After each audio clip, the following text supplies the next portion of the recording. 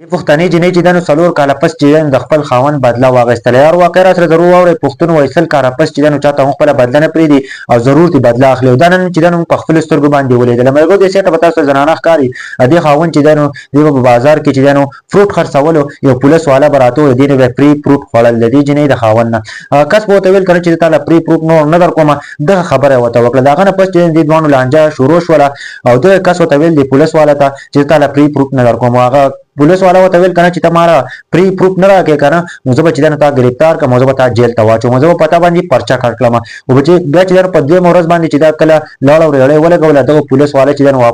دی خو له راغی مال چې دا پروف راکا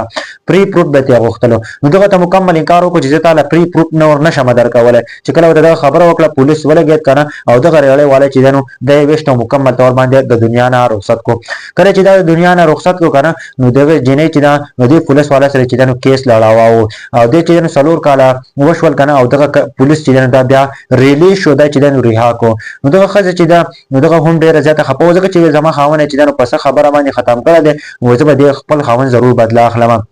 کله چې دا پولیس ریها شو نو دغه خځې په سراغه چې زما سره صلح وکړه او که زما سره صلح نه کړي نو استاد مشر لور چې دا به زه وتښتوم او دا به زه وېسم او ته به خامخا بیا زما سره صلح کې او دغه خبره ورته وکړه نو دغه جنۍ چې دا نو ډېره زیاته غوسه شوله او د هغه نه پس چې دا د شپې روانه شوه او د دغې پولیس کور ته لاړه او دغه پولیس چې دا مکمل طور باندې د دنیا نه رخصت کړو ملګرو وایي پښتون چې دا نو سل کاله پس چاته هم خپله بدله نه پرېږدي او دا موږ ضرور چې دا ورېدله ملګرو یو پولیس والا لګېدو او د ریړې والا نه چې دا هغه نه فري فروټ اخیستلو چې ما نه به فري فروټ راکې او کته پری پروف نه راکې نو زه به تا چې دنو گرفتار کوم زه به تا له دمکیانې ولا ورکولې نو ډېر د افسوس مقام دی چرته هم چې دنو پښتنو ته چرته هم داسې خبره نه وي پکار او پښتون چرته هم چاته خپل بدلان نه پرېږدي او نن دا موږ ولیدل که دا زنانه وي کنه څلور پنځه کاله لس کاله پس چې دنو پښتنو خپلې بدلې اخیستې دي او چرته چې دنو خپله بدله چاته نه ده پرېښې دې زنانه چې دنو خپل د خاوند بدله واخیستله او ټول خلک یې حیران کړو چې په کومه طریقه باندې واخیستله هم چې دنو خاوند یې ولا وجو هم یې ورته ویل کنه چې زه به ستا لور تښتوم ته به زما سره ضرور چې دنو